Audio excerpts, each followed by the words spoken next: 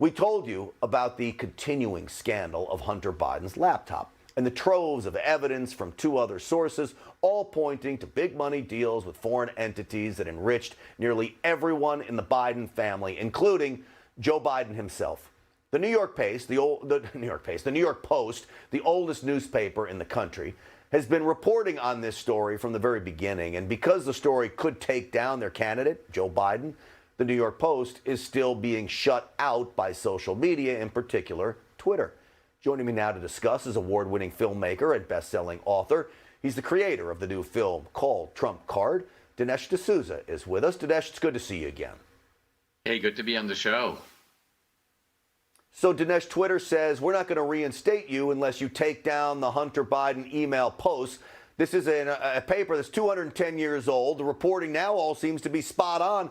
You're an investigative reporter with the work you've done. What's your response to all this? Well, this is thuggish behavior on the part of Twitter. And these platforms, it turns out, built their monopolies by flat out lying to us.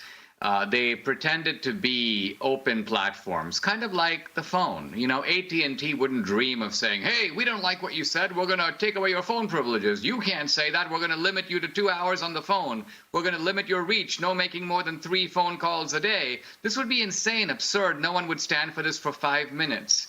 So these digital platforms pretended to be like that, and they got special legal protections because of that. Now we find out that these digital platforms are more like the Atlantic Monthly. They monitor content, they carefully regulate it, and they do it not to exclude hate or Nazi slogans, but viewpoints that they don't agree with. If they don't agree with something, it's uncorroborated. If they agree with it, no corroboration necessary. So this kind of madness is being exercised probably by a bunch of rhetorical goons hired by Twitter, by these other platforms. It's a complete embarrassment, and there has to be something done about it. Now, they're doing it so close to the election that probably nothing can be done about it before the election, but something should be done about it after.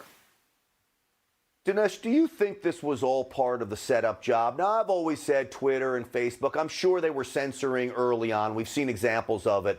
But to me, it seems like they've become more and more bold. Did they want the users to believe that it was a free platform for as long as they could, up until the point everyone becomes so reliant on these platforms, and then the giant censorship comes out and it's too late?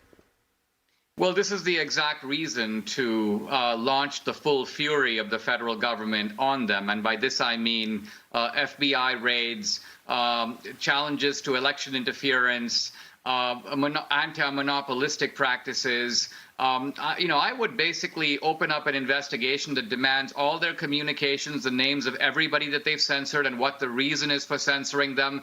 Twitter should be put up against the wall, and so should all these other platforms, because what they're doing ultimately is squeezing the First Amendment in a kind of chokehold.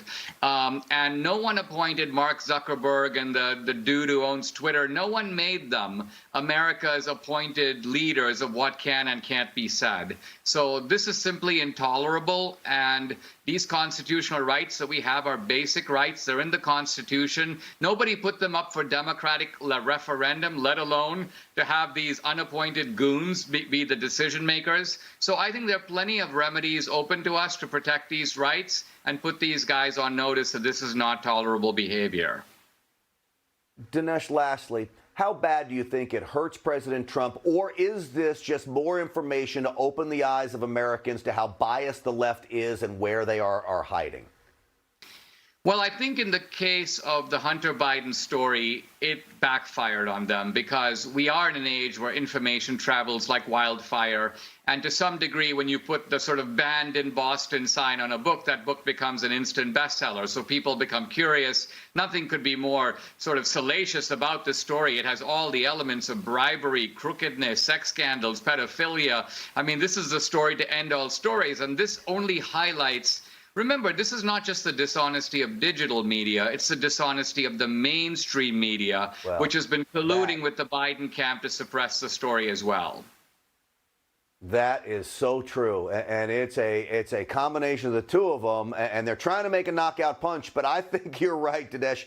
I think it has backfired on them, absolutely. Hey, your book is great, Trump Card. I urge everybody to go out there and get it. Dinesh, it's always great having you on the program. Thank you for coming on. You just watched Newsmax TV, America's fastest growing cable news channel, now in more than 70 million homes. You can get Newsmax TV on your cable system or check your cable guide. And if your system doesn't carry Newsmax, call them, tell them you want Newsmax TV, because we're real news for real people.